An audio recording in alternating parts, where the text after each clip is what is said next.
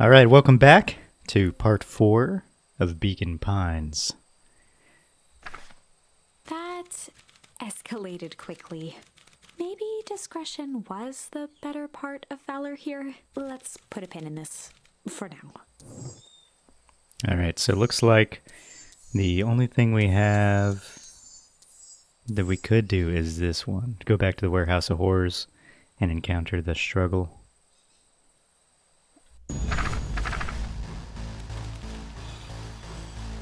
This is a story about struggle. This is a story about struggle. Luca could hear a machine humming somewhere nearby. He felt around wildly, searching for something, anything that could help. His hands found a hard object, maybe a tile? He yanked it free, lifting the cold stone. Let me go! Luca swung the tile as hard as he could at the shape that still held fast to his leg. He heard the crack of glass as the stone hit the assailant's mask. With a muffled yelp, the hand let go. Luca was free and scrambled to the door.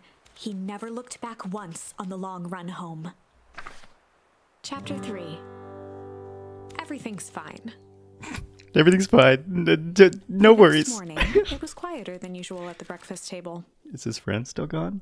Only the sound of silverware and chewing interrupted the awkward silence.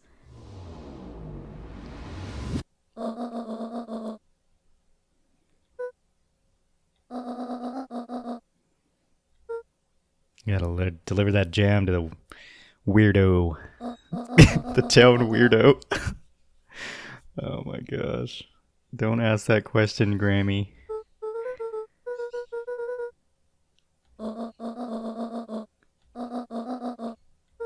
Two batches.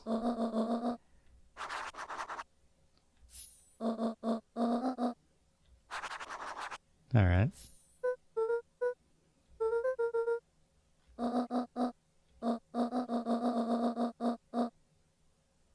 Oh my gosh. Okay, so that's the guy. I thought.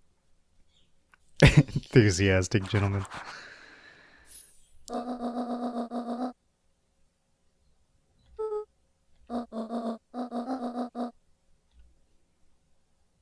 All right. Let me get the jam. Is this the jam? Okay.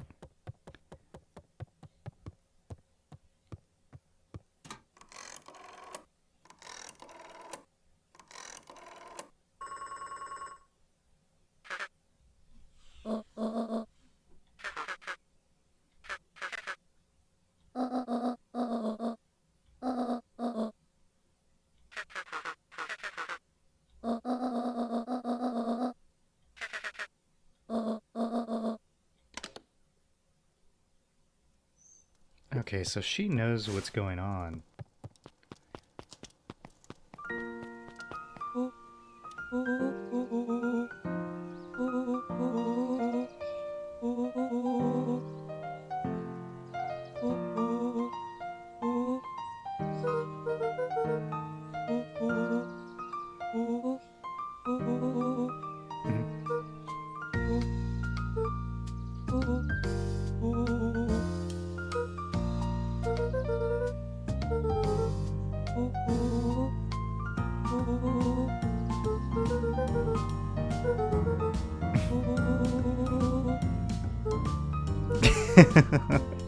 Mission control.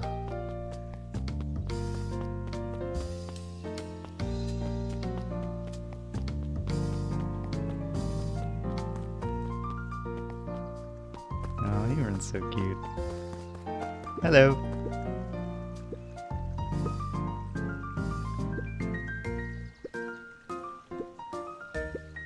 Luca checked the soles of his sandals.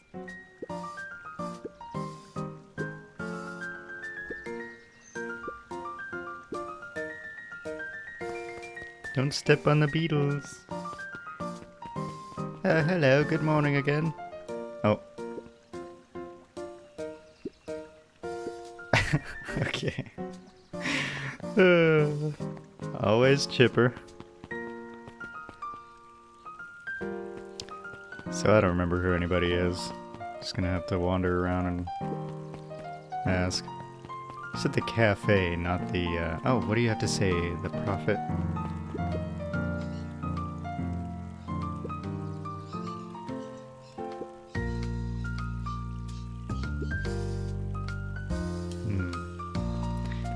The good thing is, I'm assuming my character doesn't remember what happens. It's just me who remembers.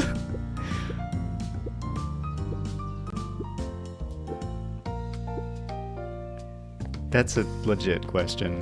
Where's the ice come from? Huddled at his counter, Hiram Tolliver was meticulously shining apples. More accurately, Hiram Tolliver was meticulously shining one apple. With a yelp, Mr. Tolliver fumbled the apple, flailing at the air as it fell. He leaned forward and lowered his voice.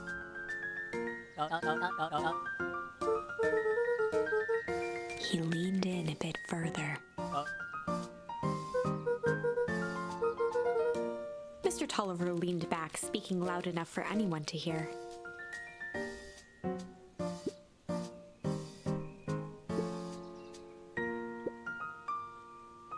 He reached forward and Why is he snapped up the acting jars of so... jam, Oh my giving gosh. Luca a little wink. So it's not jam.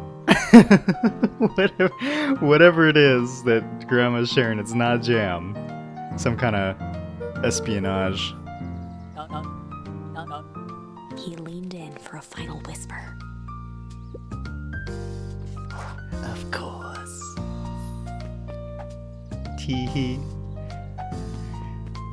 Mrs. Fratelli. Man. It's been like a month since I played this, so... I shouldn't have taken such a long break, because I don't know where anything is. Okay. Oh, Last Chance Diner.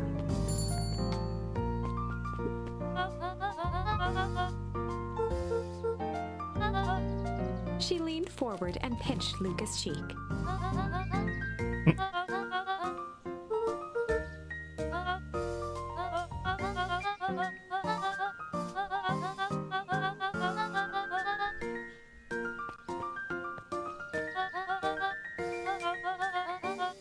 Aww.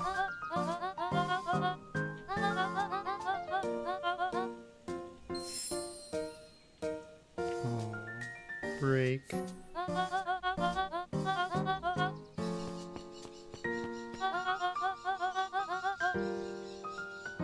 Luca shifted the basket uncomfortably. Mrs. Fratelli lifted the cloth and inspected the jam. She carefully lifted out her jars of jam.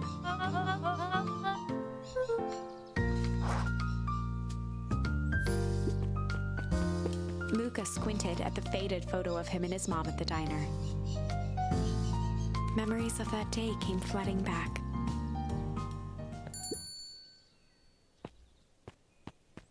It's so full in here.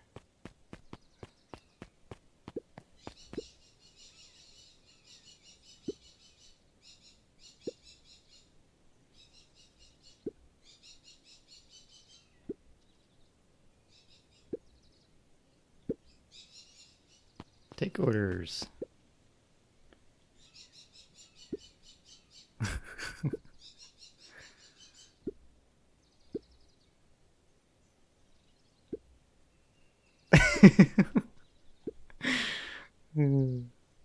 Luca glanced at the empty seat across from Gus.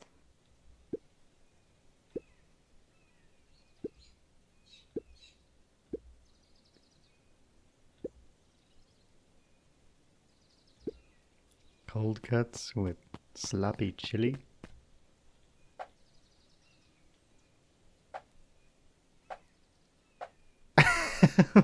Just put candy on there. Tender. This is cute. Oh man. These are cold cuts, right? With sloppy chili. Chill, chill, chill. What? Put cactus. Oh my gosh, I'm so tempted to do that. But this is what he asked for.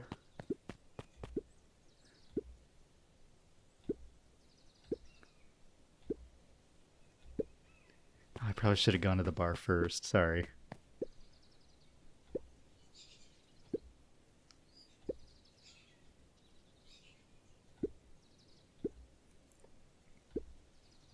Chicken sandwich with bacon. And not prickly pear cactus. Chicken tender with indulgent bacon.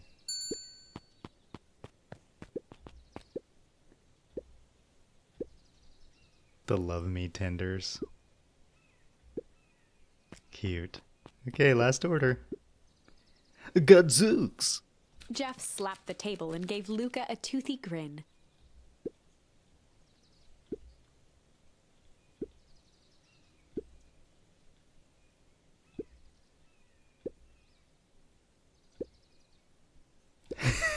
A sweet burger with cactus. Yes.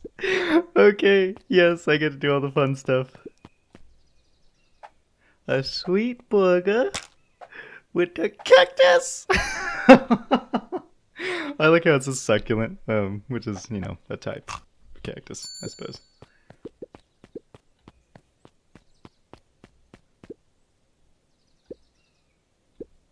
The sweet and stabby.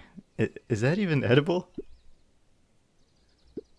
I guess some creatures can eat cactus like a camel. You know, they can just eat that thing because their mouth skin is just so thick, I guess.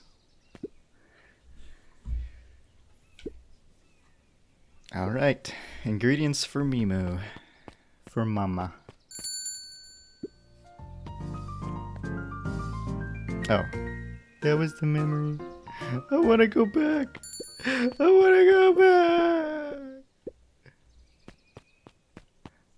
Dang, that's it, huh? What about him? What's he doing over here? Not eating. All right.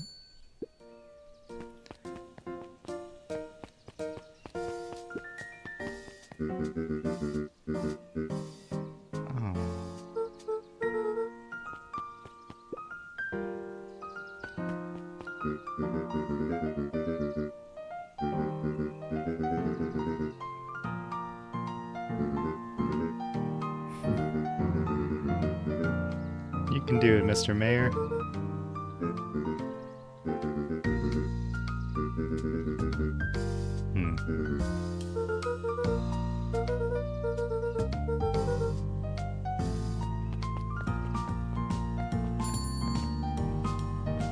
Alright, now I gotta find the older gentleman who's creeping on the grandma.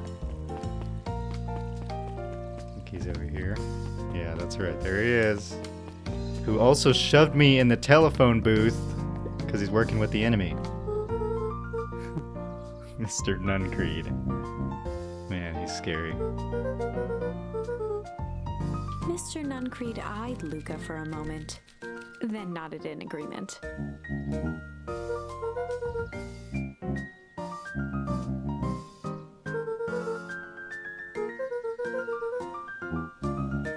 Nuncreed snatched the basket from Luca. The heck? Dude is scary, man.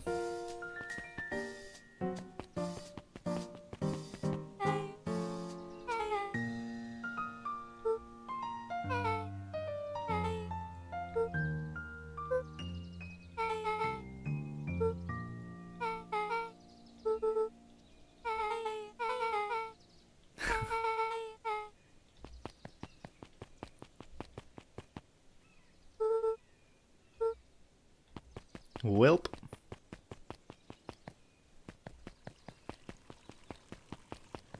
Just got friends. Oh.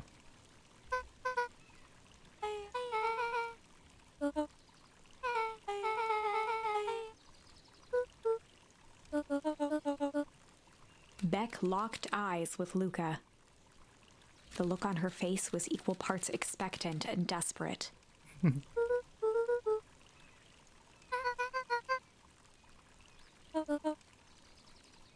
Beck gave Luca a quick nudge.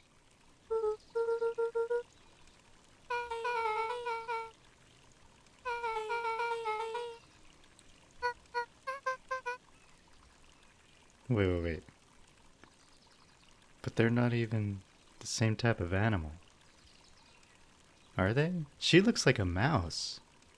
And she looks like she could be a cat. I don't know. How does this work?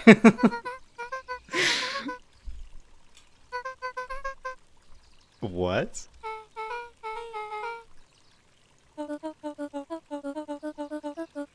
I wonder if I have stunted development because I had very few friends when I was a kid.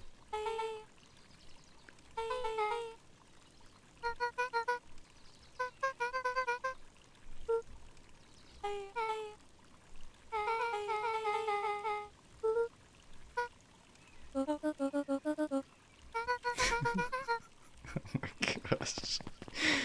What did I get roped into?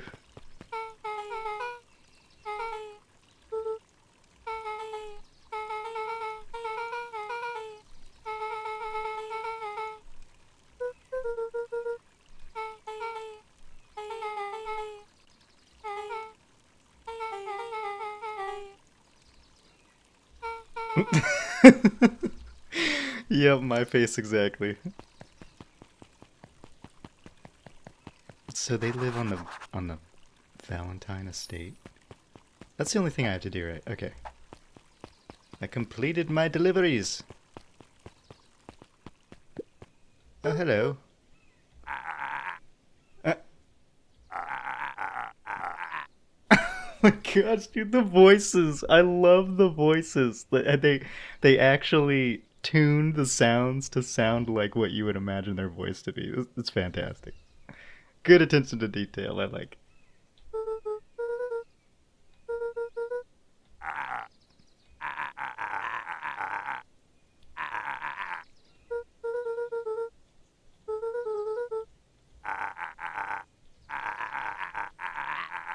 Jeff dug through his pockets for a bit.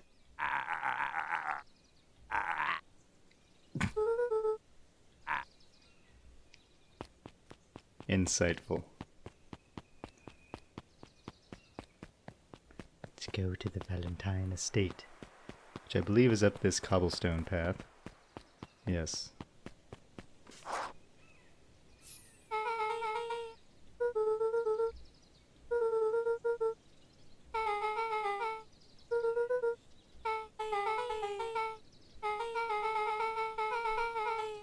Definitely.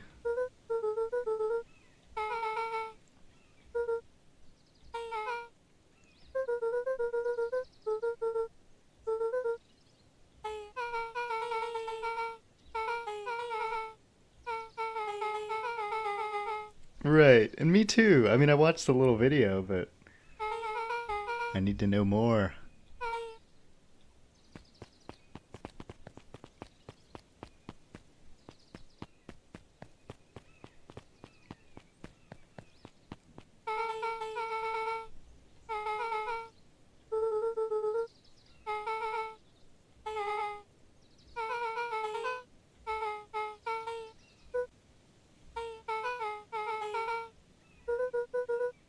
Beck took a long breath, then gave a firm nod. Don't bring up their work. But I want to know now. When you say it like that, it's like, how can I not ask? Chapter 4. Dinner with the Moodwills. Moodwills. Beck Moodwill. Ilona Moodwill was worried about change. A gardener at heart, she understood the necessity of change, relied on it even. But there was a difference between the controlled world of her plants and this cluttered cottage in a strange town. Almost done. Nellie was a blur of activity, digging through boxes. Sorry, love, couldn't find the dishes. We'll have to make do with paper plates. Dinner went by without much conversation. As she watched Beck and Luca finish up their pizza, Ilona let herself relax into the chair. The things she cared about were still here. Nellie finally had the job of her dreams. Beck was beginning to take root. Ilona's task was simply to tend to them. She could do that.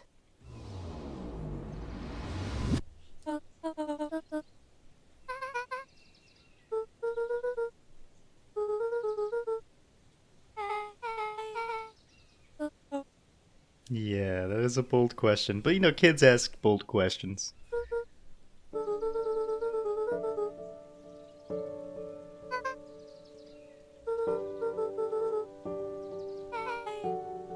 Luca's eyes were fixed to his plate, pushing a chunk of pineapple around with his finger. Nellie was the one who eventually broke the silence.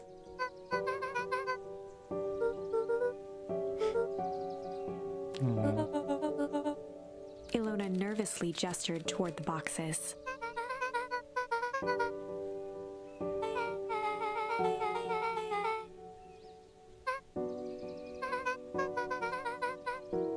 Luca wiped his face with his sleeve.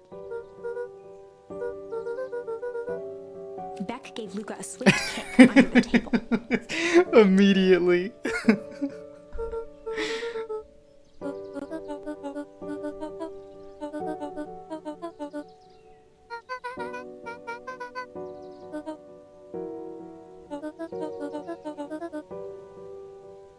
Oh.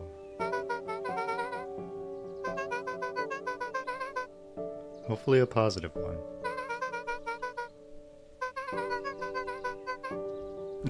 Luca glanced over to Beck. She seemed to be holding her breath.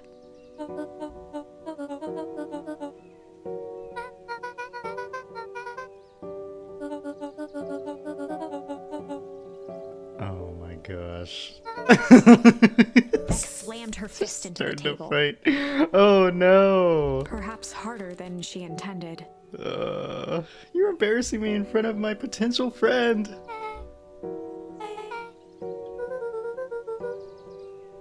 Luca glanced outside to gauge the time. The sky was darker than he expected, filled with ominous clouds.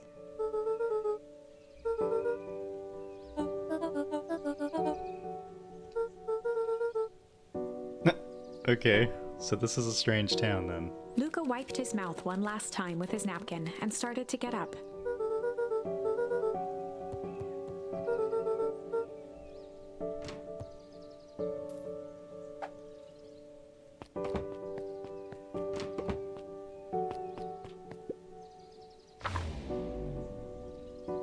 Surprised, Luca turned around. He knew Rollo could be prickly around new people.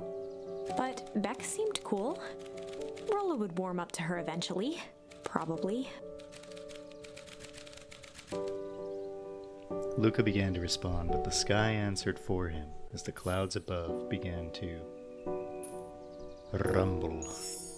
Luca began to respond, but the sky answered for him as the clouds above began to rumble with ominous thunder.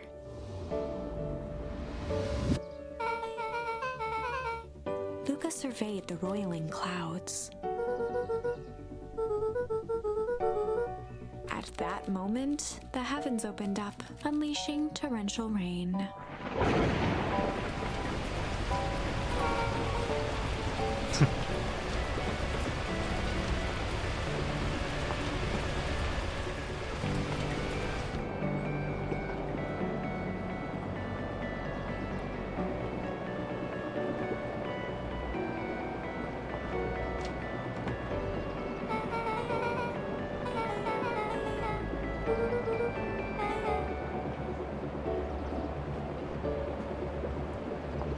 Luca squinted into the eye hole of the microscope. Luca adjusted the slide with his fingers to get a better look. Luca wiped his hand off on his sweater and gave a nervous laugh. Beck looked down, timidly tapping the ladder with her feet.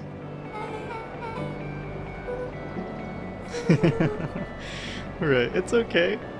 It could be weird. That's totally fine.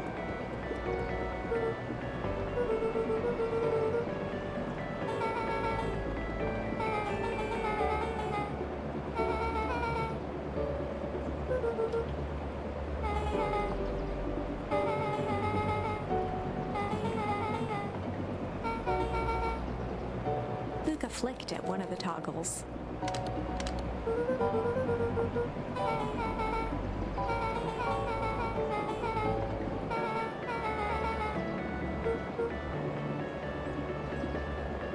Luca bent down to examine the bouquet of wilting flowers. Judging by the odor, they were well past their prime.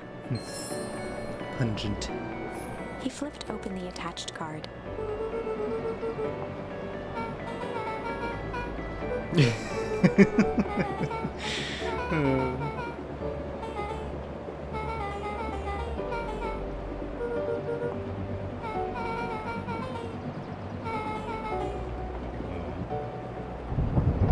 It's not good for the kids to move too much.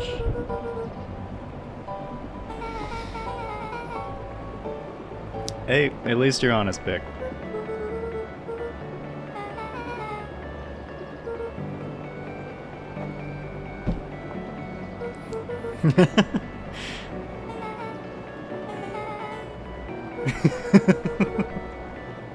Beck took a moment to watch the rivulets of water running down the window.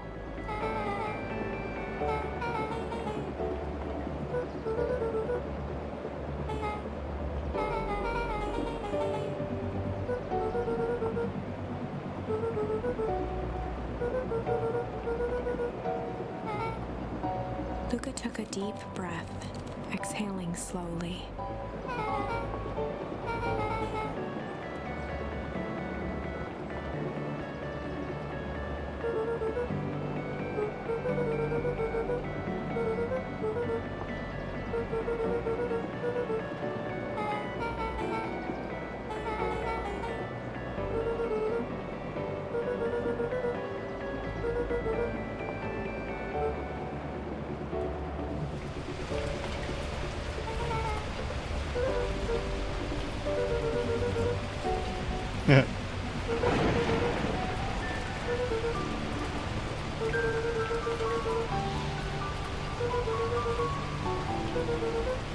Luca let out a feral scream that echoed into the night.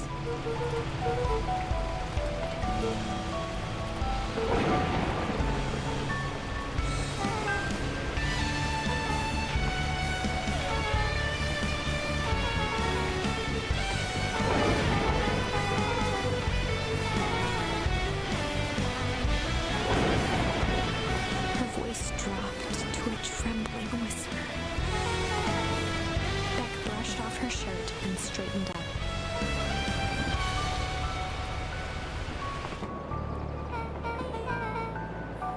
As abruptly as it began, the storm abated.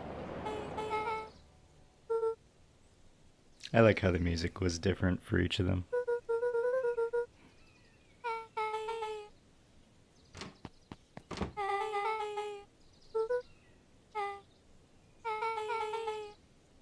Beck gave Luca a light thump on the arm before heading in. Chapter 5. Friendly Feud. All right, we'll stop it here for chapter 5. We'll see what happens. Maybe Rolo's still at the treehouse. Who knows? All right, see you next time.